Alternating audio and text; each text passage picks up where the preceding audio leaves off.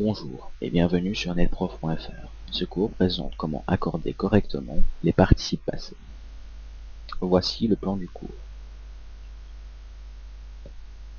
Comme vous le voyez, nous allons commencer par étudier les règles qui régissent l'accord des participes passés employés avec l'auxiliaire être. Et la règle de base nous dit que lorsque le participe passé est employé avec l'auxiliaire être, un verbe d'état ou bien employé comme un adjectif, il y a accord avec le sujet.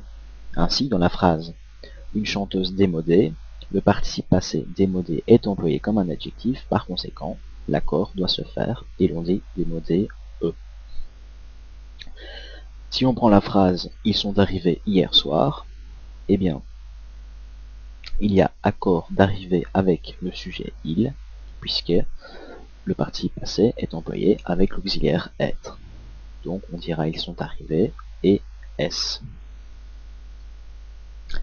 Cependant, il existe des exceptions à cette règle. Ainsi, certains verbes restent invariables s'ils sont placés immédiatement avant le nom qu'ils complètent. Voici une série de participes qui suivent cette règle. Dans cette liste, nous retrouvons le participe passé excepté, qui nous dit que, selon la règle, il reste invariable s'il est placé avant le nom. Donc, dans la phrase « Tout a brûlé, excepté la maison », excepté étant placé immédiatement avant le nom et faisant partie de la liste des verbes qui suivent cette règle, l'accord ne doit pas avoir lieu et excepté reste invariable. Par contre, si l'on change un peu l'ordre des mots et que l'on dit par exemple « Tout a brûlé, la maison excepté », excepté prend en E, puisqu'il y a accord avec la maison, étant donné qu'il n'est pas placé avant le nom, mais après le nom. Voilà, nous avons terminé les règles qui régissent l'accord des participes passés employés avec l'auxiliaire être. Nous allons maintenant aborder les participes passés employés avec l'auxiliaire avoir. Et la règle de base nous dit que lorsque le participe passé est employé avec l'auxiliaire avoir, il y a accord en genre et en nombre avec le COD si ce COD est placé avant le participe. Ainsi, dans la phrase « Les bonbons que j'ai achetés étaient très bons », eh bien, l'accord doit être fait, étant donné que les bonbons, qui est un COD, est placé avant le participe, eh bien, l'accord doit se faire. Il faut faire attention cependant à ne pas prendre pour un COD ce qui n'en est pas. Ainsi, il faudra faire attention au verbe intransitif ou transitif indirect. Ainsi, au sens propre, les participes passés couru, coûté, régné, valu et vécu n'admettent pas de COD mais en complément de mesure. Par conséquent, étant donné qu'ils n'acceptent pas de COD, l'accord ne doit pas être fait, et les erreurs sont fréquentes. Il faut donc faire attention à ce point-là. Voici toute une série de cas particuliers qui relèvent de cette règle.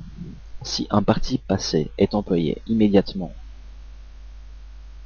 avant un attribut du COD, eh bien il y a accord avec le COD, comme nous dit la règle, si il est placé avant. Dans la phrase ces filles que j'ai trouvées si charmantes, eh bien charmante est bien un attribut du COD ces filles, et l'accord doit se faire puisque ces filles est un COD qui est placé avant le participe. Donc on dira trouver ES. Lorsqu'un participe est suivi par un infinitif, il y a accord avec le COD s'il est placé devant, comme nous dit la règle, mais seulement si ce participe fait l'action décrite par l'infinitif. Ce COD, fait l'action décrite par l'infinitif. Un exemple pour y voir plus clair.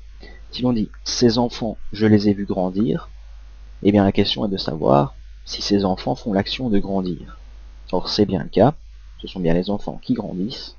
Par conséquent, il y a accord et vu prend un S. Une autre règle nous dit que les participes passés faits et laissés suivis d'un infinitif restent invariables.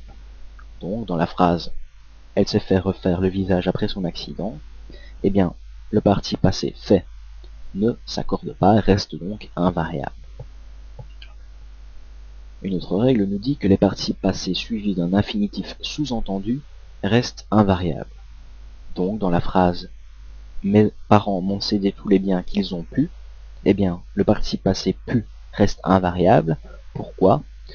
Puisque il y a là un infinitif sous-entendu qui est pu me céder.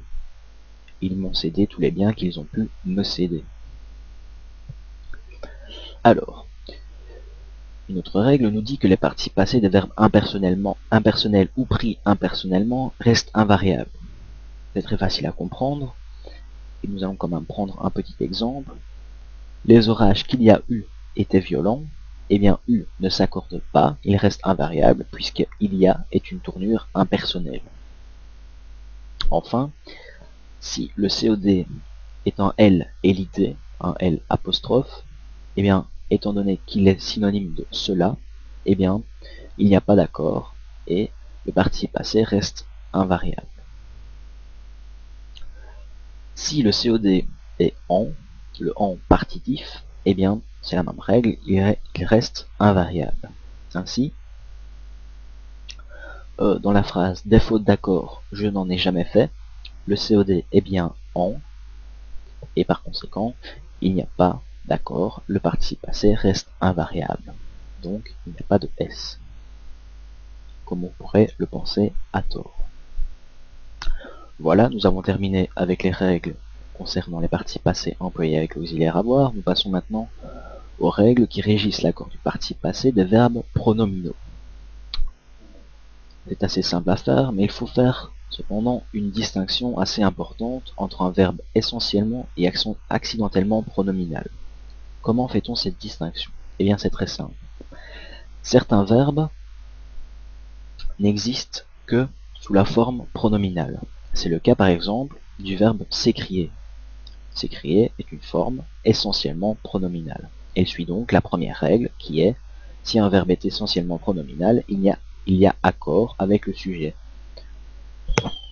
Par contre, si un verbe n'est pas essentiellement pronominal, on dit qu'il est accidentellement pronominal. C'est le cas par exemple de ils se sont parlé, par exemple. Parler est ici accidentellement pronominal puisqu'il existe des formes non pronominales. Par conséquent, il suit la deuxième règle qui nous dit que les verbes accidentellement pronominaux s'accordent avec le COD si il est placé devant, comme pour la règle que l'on connaît avec l'auxiliaire avoir. Si en revanche nous sommes en présence d'une tournure passive, alors, comme pour la première règle, il y a accord avec le sujet. Une petite note cependant, pour le verbe par exemple s'apercevoir. On sait que s'apercevoir et apercevoir existent tous deux. Cependant, ils ne prennent pas le même sens lorsqu'ils sont employés pronominalement ou pas. Et lorsque les sens sont différents, eh bien on dit quand même que le verbe est essentiellement pronominal. Voilà, c'était un petit truc important. À ces règles s'ajoutent des exceptions. Par exemple, le verbe s'arroger, malgré qu'il soit essentiellement pronominal, ne s'accorde pas avec le sujet, mais bien avec le COD si celui-ci est placé devant. Il se comporte donc comme un verbe accidentellement pronominal. Pour le verbe se voir, il y a accord avec le sujet de voir, il y a accord si, et seulement si, le sujet de voir est également le sujet de l'infinitif. Ainsi, dans la phrase « Les patrons se sont vus accorder des congés à leurs employés », eh bien, il y a bel et bien accord, puisque le sujet de voir, c'est-à-dire les patrons, sont bien le sujet de l'infinitif accordé. Ce sont les patrons qui accordent les congés à leurs employés. Par contre, si l'on prend la phrase les employés se sont vus accorder des congés, eh bien, ce ne sont pas eux qui font l'action d'accorder les congés. Par conséquent, il n'y a pas d'accord à faire